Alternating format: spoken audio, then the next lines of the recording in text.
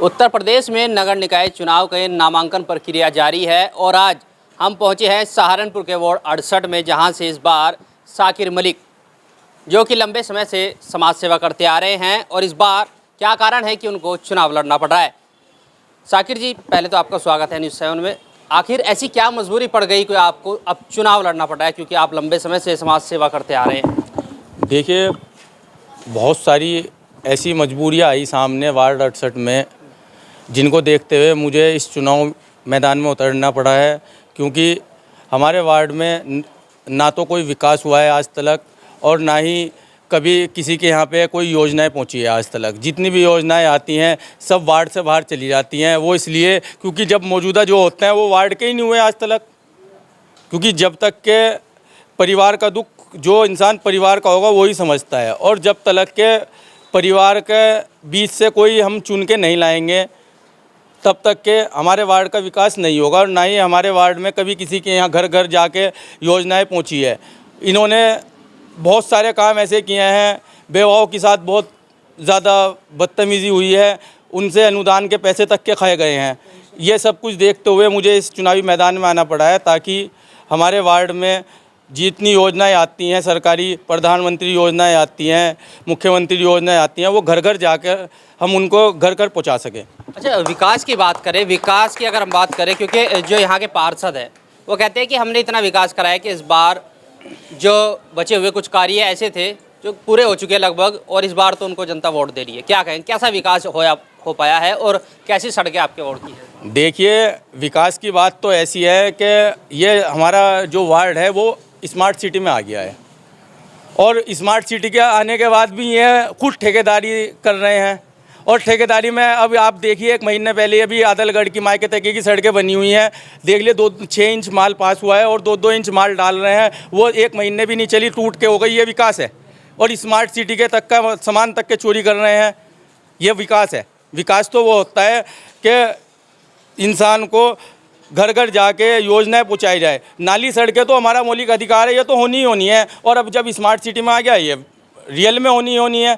जो जनता को चाहिए है वो तो नहीं मिल रहा है। अब आज गरीब आदमी परेशान है, गरीब आदमी के घर योजनाएं नहीं जा रही है, 1 यूनिट खाया जा रहा है उनका, ये कहाँ जा रहा है सारा? अच्छा, चलो, विकास का मुद्दा तो ये हो गया। अब बात करते हैं कि अगर आप जब जनता से मिलने जा रहे हैं, ऐसी क्या समस्याएं निकल कर आ रही है, और विकास नाली सड़कों से बाहर निकल कर और क्या लगा आप करने वाले हैं? देखिए, स्वास्थ्य का और शिक्षा का बहुत बड़ा मुद्दा है हमारे यहाँ। क्योंकि इस टाइम पे स्वास्थ्य और शिक्षा, ये 2 मुद्दे ऐसे हैं जिसमें इंसान सबसे ज़्यादा पैसा खर्च करता है, और गरीब आदमी अपने बच्चों को इसीलिए नहीं पढ़ा पा रहा है क्योंकि गरीब आदमी को इस टाइम काम कारोबार है नहीं।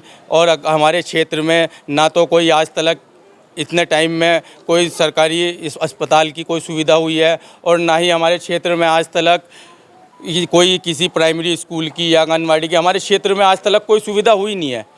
अब तो मसला वो हो गया है कि जिस भी जगह जाते हैं हर आदमी यही कहता है, कहने लगे जी पहले स्वास्थ्य और शिक्षा के बारे में सोचिए आप। और आपने क्या सोचा है स्वास्थ्य और शिक्षा के बारे में? देखिए, हमें सबसे पहला काम स्वास्थ्य और शिक्षा को ही लेके चलना है, और दूसरा काम हम करेंगे जो योजनाएं आती है उन्हें घर घर पहुँचाने का काम करेंगे।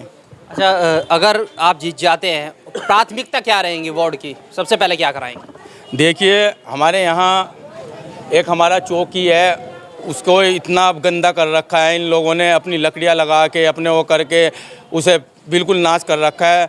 हमारा तेले वाला चौक है, उसका नाश करके डाल रखा है। हम सबसे पहला काम अपने वार्ड में जितने चौक हैं इन्हें बनवाने का काम करेंगे। अच्छा, जो योगी सरकार अपनी योजनाएं पहुंचा रही है, क्या आपके वार्ड में आ रही है वो? देखिए, योजनाएं सब आती हैं वार्ड में, लेकिन किसी के घर नहीं पहुंचती। योजनाएं तो जो सरकार की तरफ से आती हैं, सिलेंडर की योजना, ये सारी की सारी योजनाएं। इस बार इन्होंने क्या किया है, जितनी योजनाएं आई थी, इन्हें इलेक्शन लड़ना था 62 में, तो इन्होंने क्या किया, जितनी योजनाएं आई सारी वहाँ पहुँचाई।